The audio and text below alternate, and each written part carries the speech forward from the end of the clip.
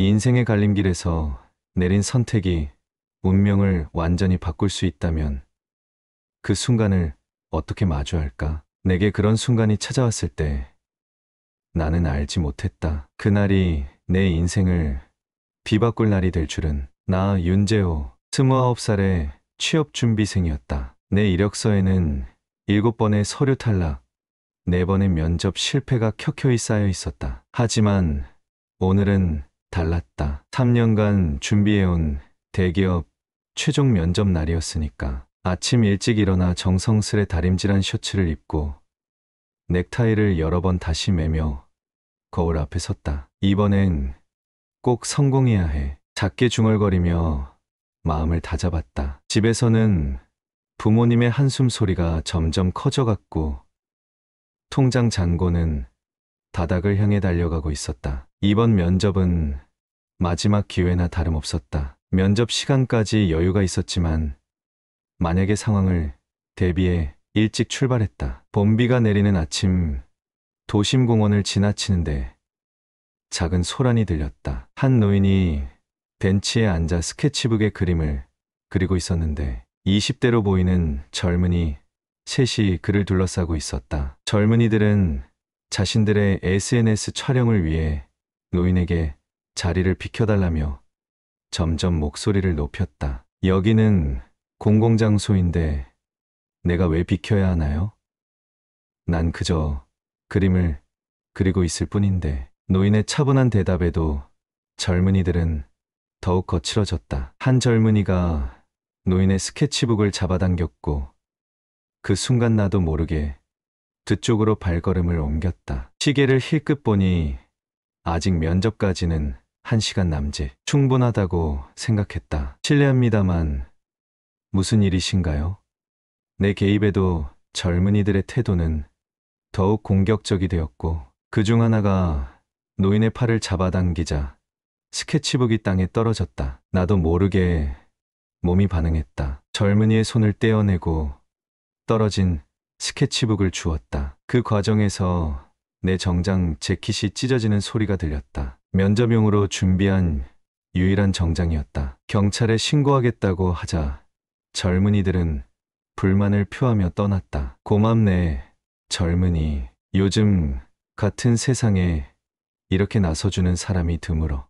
노인은 감사를 표했다. 나는 시계를 보았다. 면접 시간까지 40분. 지하철로 이동해도 시간이 빠듯했다. 제가 경찰서까지 모셔다 드릴까요? 신고하는 게 좋을 것 같은데요. 노인은 괜찮다며 명함 한 장을 건넸다. 윤재호 군, 이건 내 명함일세. 내일 이 번호로 연락해주게. 꼭. 명함을 받아보니 한철규라는 이름만 적혀 있었다. 그를 택시에 태워 보낸 후에야 면접장으로 달려갔다. 하지만 이미 늦었다. 면접 시간이 10분이나 지난 후였다. 안내 직원은 회사 규정상 지각자는 면접이 불가능하다고 했다. 건물을 나오는 발걸음은 천근만근 무거웠다. 비가 다시 내리기 시작했다. 정장은 찢어졌고 면접은 놓쳤다. 그러나 이상하게도 후회는 없었다. 노인을 도운 것이 잘못된 선택이라고는 생각되지 않았다. 주머니 속 명함이 묵직하게 느껴졌다. 한철규, 평범한 노인일까? 아니면 그 이상의 무언가?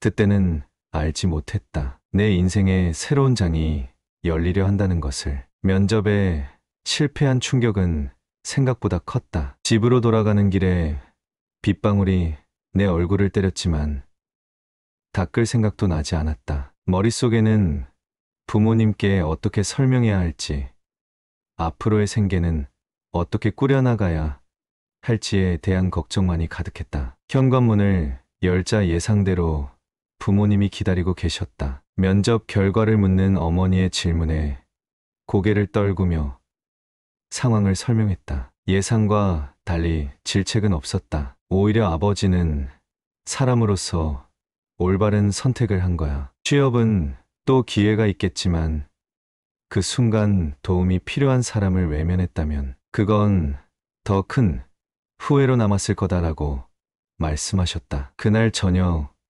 모르는 번호로 전화가 왔다. 윤재호 씨 맞으신가요?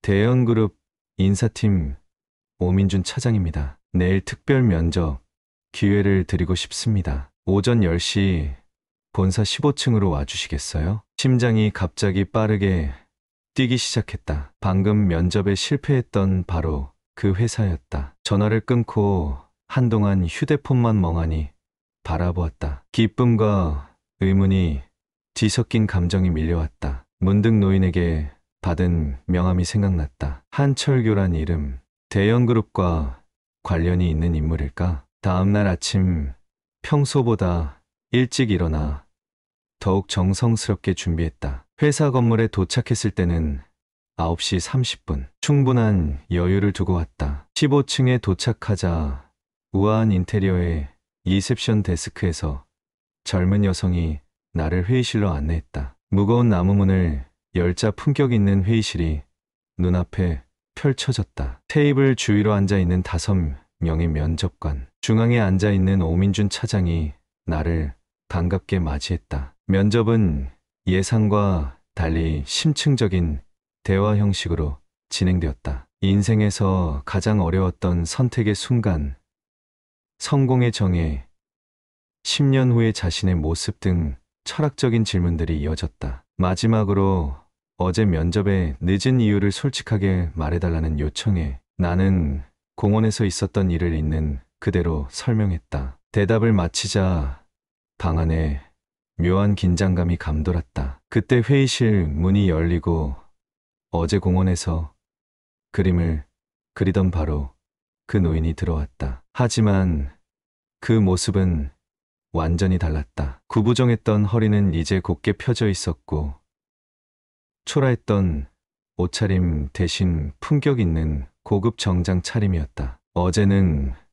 고마웠네, 윤재호 군. 노인의 말에 모든 면접관이 일제히 허리를 숙였다. 완전히 혼란스러웠다. 도대체 이 노인은 누구이며 어떻게 이 회사와 연결되어 있는 것일까? 내 이름은 한철규, 이 대형그룹의 창업자이자 명예회장이지. 그 말을 듣는 순간 나의 세계가 완전히 뒤흔들렸다. 한철규 회장은 다음과 같이 말을 이었다. 윤재호 군, 축하하네. 지금 이 순간부터 자네는 대형그룹의 일원이야. 그리고 나의 특별 프로젝트 팀에 합류하게 될 걸세. 당일 아침 면접을 위해 입은 정장이 갑자기 무겁게 느껴졌다. 이게 현실인지 꿈인지 구분이 가지 않았다. 하지만 한철규 세장의 단단한 악수가 이 모든 것이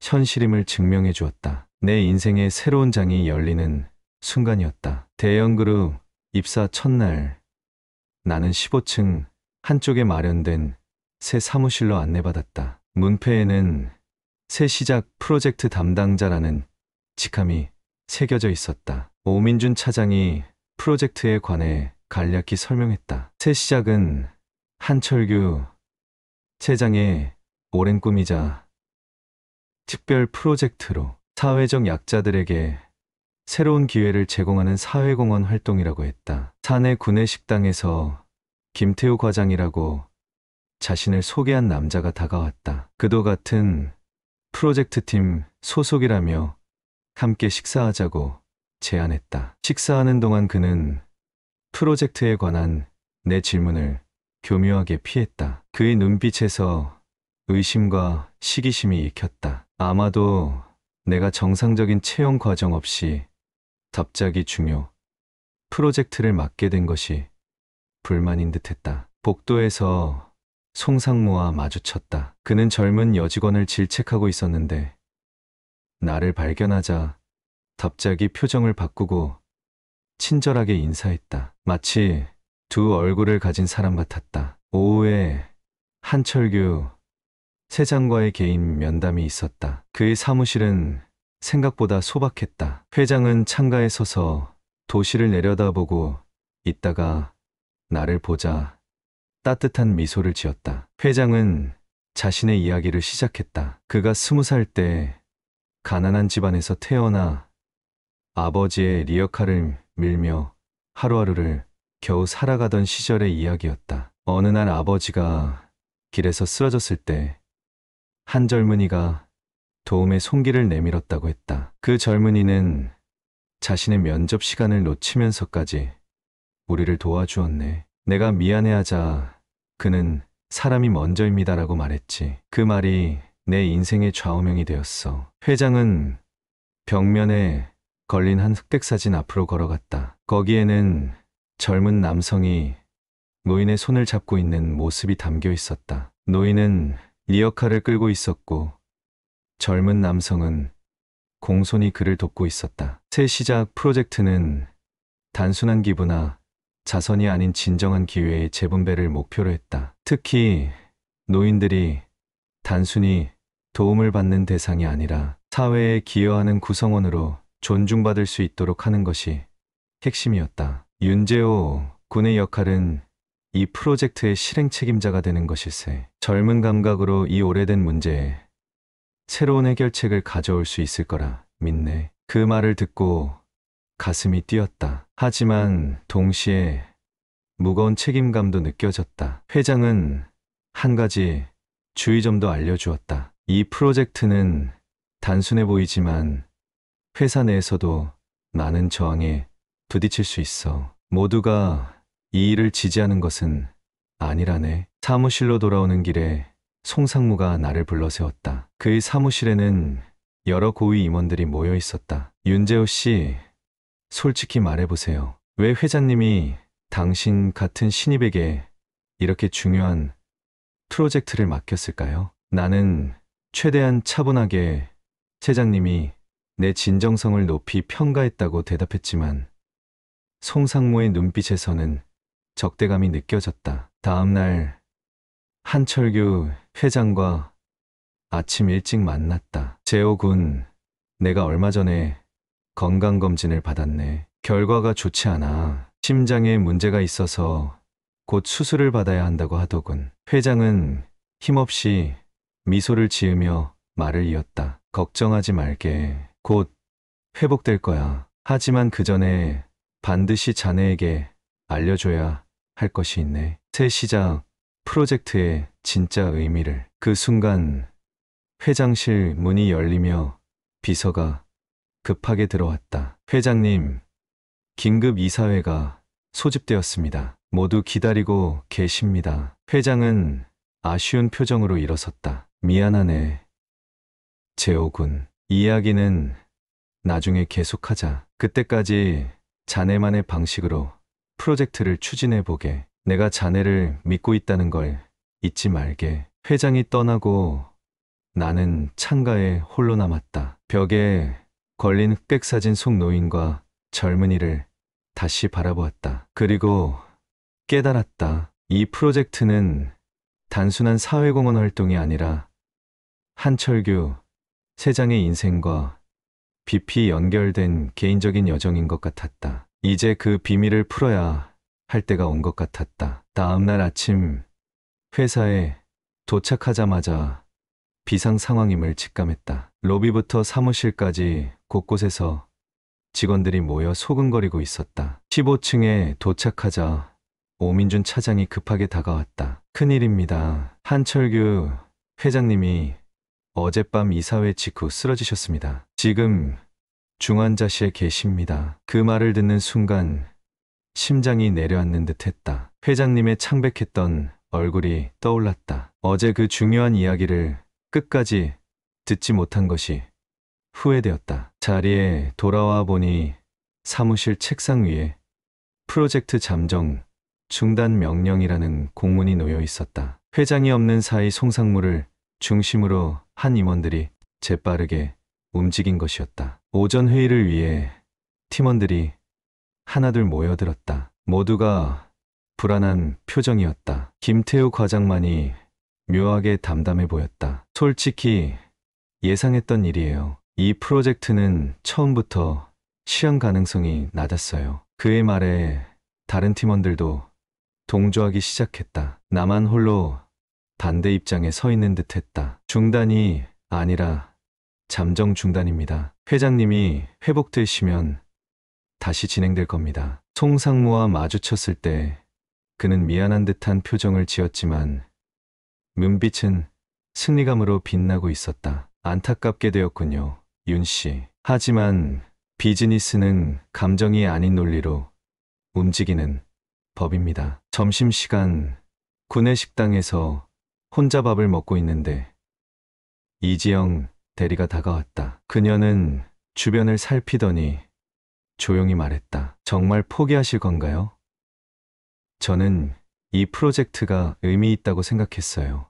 사실 저희 할아버지도 혼자 사시는데 항상 나도 아직 사회에 기여할 수 있는데 라고 말씀하셨어요. 그녀의 말을 들으며 회장님의 마지막 당부가 떠올랐다. 자네만의 방식으로 프로젝트를 추진해보게. 아직 모든 것이 끝난 게 아니었다. 회장님이 그토록 중요하게 생각한 이 프로젝트를 이대로 포기할 수는 없었다. 우리는 조심스럽게 계획을 세우기 시작했다. 공식적인 회의는 불가능했지만 퇴근 후 카페에서 만나 프로젝트를 계속 발전시키기로 했다. 그날 저녁 회사를 나서는 길에 오민준 차장이 나를 불러 세웠다. 윤 씨, 조심하세요. 송상무가 당신을 예의주시하고 있습니다. 이 프로젝트를 완전히 묻어버리려는 움직임이 있어요. 오 차장은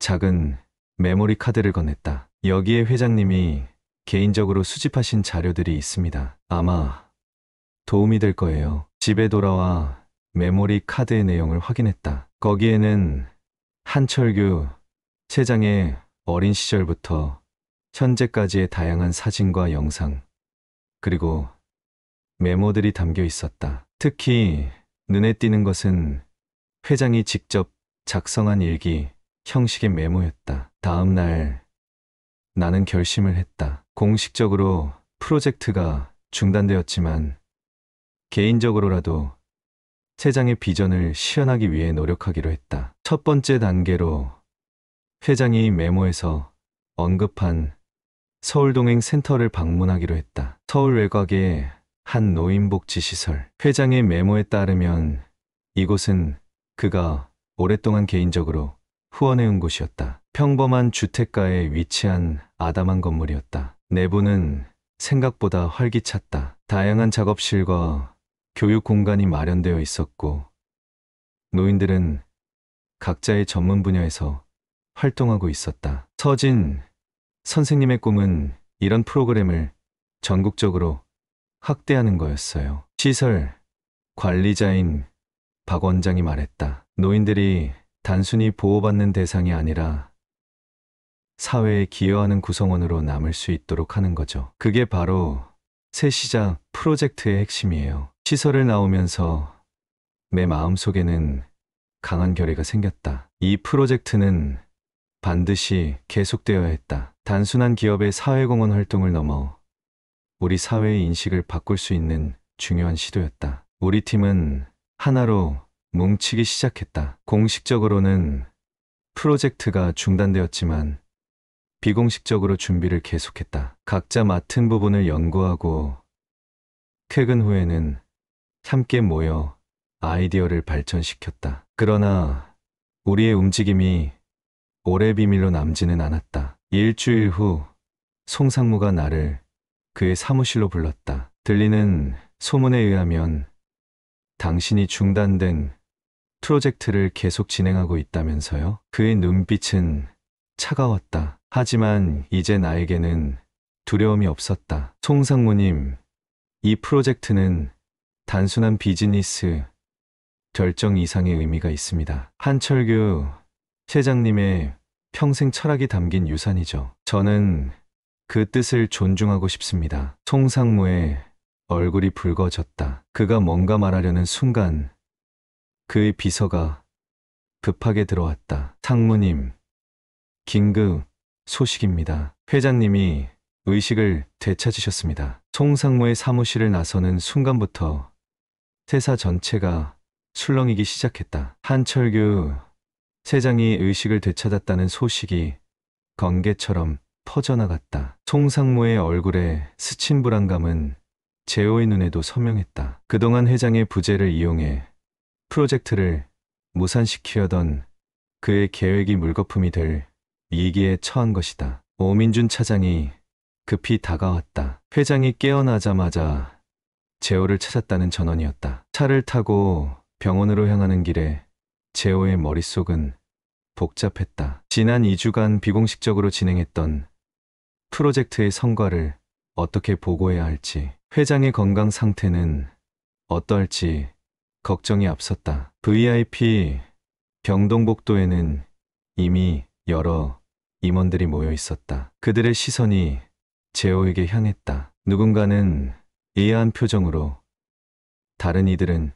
시기심 가득한 눈으로 그를 바라봤다. 재호가 병실 문을 열자 창가에 누워있던 한철규 세장이 고개를 돌렸다. 그의 얼굴은 전보다 훨씬 창백했지만 눈빛만큼은 여전히 또렷했다. 재호 군, 와줘서 고맙네. 회장의 목소리는 약했지만 의지만큼은 강했다. 병실에는 회장과 재호, 그리고 오 차장만이 남았다. 시간이 없네. 내가 깨어나자마자 자네를 부른 이유는 새 시작 프로젝트 때문일세. 자네는 그 진정한 의미를 알아야 하네. 회장은 베개 밑에서 봉투를 꺼내 재호에게 건넸다. 그것은 20년간 회장이 연구하고 준비한 프로젝트의 완전한 설계도였다. 노인들이 각자의 전문 분야에서 멘토가 되어 젊은 세대에게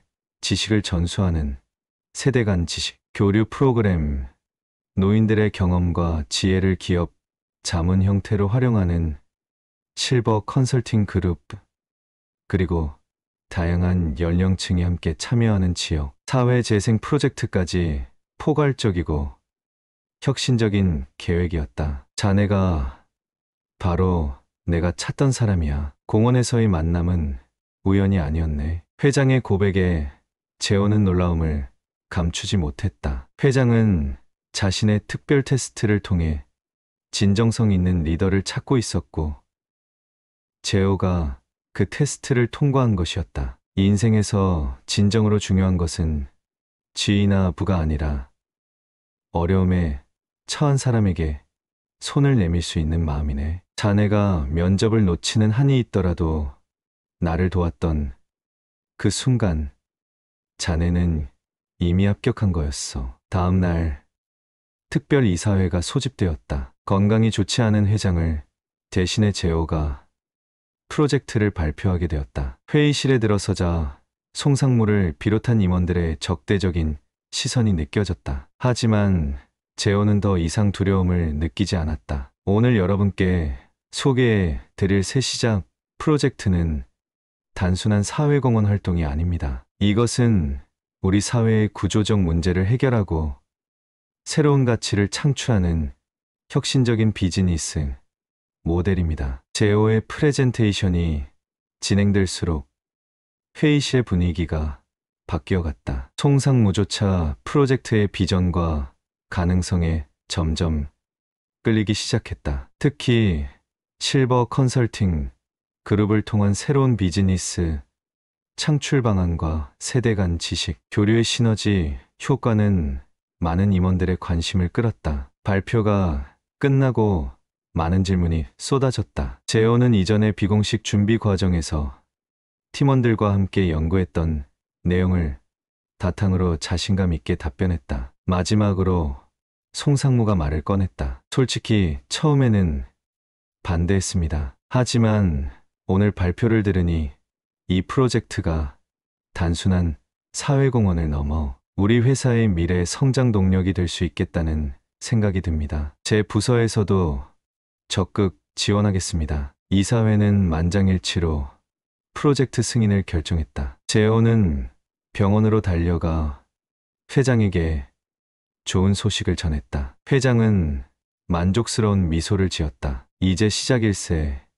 재호 군, 앞으로 더 많은 도전이 있겠지만 자네라면 잘 해낼 거라 믿네. 한 달 후 새 시작 프로젝트의 첫 번째 공식 행사가 열렸다. 서울 시내 한 문화센터에서 진행된 세대 간 지식 교류 프로그램 발대식이었다. 50명의 은퇴 전문가들과 100명의 청년들이 함께 모였다. 의사, 엔지니어, 교사, 요리사 등 다양한 분야의 전문가들이 자신들의 지식과 경험을 젊은 세대와 나누기 위해 모인 것이다. 행사장 한쪽에 휠체어를 타고 나타난 한철규 회장에게 모두의 시선이 집중되었다. 수술 후 회복 중이었지만 이 중요한 날을 놓치고 싶지 않았던 것이다. 회장은 재호에게 마이크를 넘겼다. 오늘 이 자리에 계신 모든 분들은 우리 사회의 보물입니다. 나이는 숫자에 불과합니다. 중요한 것은 서로에게 배우고 성장하려는 의지입니다. 오늘부터 우리는 함께 성장하는 새로운 여정을 시작합니다. 행사는 대성공이었다. 여러 언론이 이 혁신적인 프로그램을 다루었고 다른 기업들도 관심을 보이기 시작했다. 병원에 입원해 있던 한철규 회장은 점차 건강을 회복했고 3개월 후에는 퇴사로 복귀할 수 있었다. 프로젝트 시작 6개월 만에 첫 번째 실버 컨설팅 그룹이 구성되었다. 은퇴한 경영인, 엔지니어, 마케팅 전문가들로 구성된 이 그룹은 신생 스타트업의 멘토 역할을 맡았다. 그들의 풍부한 경험과 젊은이들의 창의적인 아이디어가 만나 놀라운 시너지를 발휘했다. 1년이 지난 어느 날 한철규 회장은 재호를 자신의 사무실로 불렀다. 창가에서 바라보는 서울의 전경은 여전히 아름다웠다. 재호 군, 자네 덕분에 내 꿈이 현실이 되었네. 이제 이 프로젝트를 자네에게 완전히 맡기고 싶어. 나는 이제 진짜 은퇴할 시간이 됐어. 재호는 잠시 망설였지만 회장의 진심 어린 눈빛에 고개를 끄덕였다. 그것은 단순한 업무 인수인계가 아니라 한 세대에서 다음 세대로 이어지는 비전의 전달이었다. 회장님, 제가 처음 회장님을 만났던 날, 저는 단지 취업을 위해 애쓰는 평범한 청년이었습니다. 하지만 회장님께서 보여주신 삶의 태도와 비전이 제 인생을 완전히 바꾸었습니다. 그 가르침을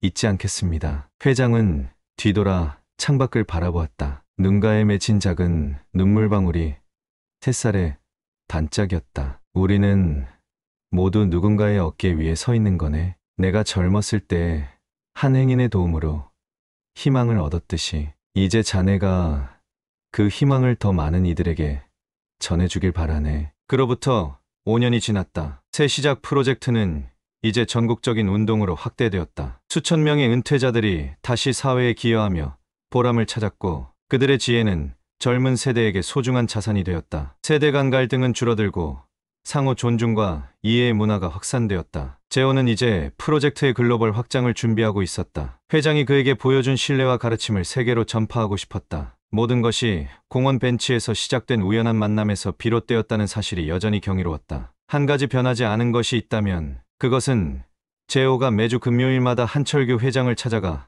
함께 시간을 보내는 것이다. 때로는 공원에서 그림을 그리며 때로는 조용한 카페에서 책을 읽으며 그들은 이제 단순한 상사와 직원의 관계를 넘어 진정한 스승과 제자 그리고 가족과도 같은 관계가 되었다. 마지막 금요일 만남에서 한철규 회장은 재호에게 낡은 스케치북 하나를 건넸다. 그 안에는 회장이 수십 년간 그린 사람들의 초상화가 가득했다. 마지막 페이지에는 재호의 모습이 그려져 있었다. 그림 아래에는 작은 글씨로 이렇게 적혀 있었다. 진정한 부자는 돈이 많은 사람이 아니라 타인의 마음을 풍요롭게 하는 사람이다. 재호는 그 스케치북을 사무실 책상 위에 소중하게 두었다. 그것은 단순한 그림이 아니라 한 세대에서 다음 세대로 이어지는 지혜와 사랑의 증표였다. 그리고 그 지혜는 계속해서 확산되어 더 많은 사람들의 삶을 변화시키고 있었다. 공원 벤치에서 시작된 작은 친절이 수만 명의 사람들에게 새로운 시작을 선물한 것이다. 한철규 회장의 말처럼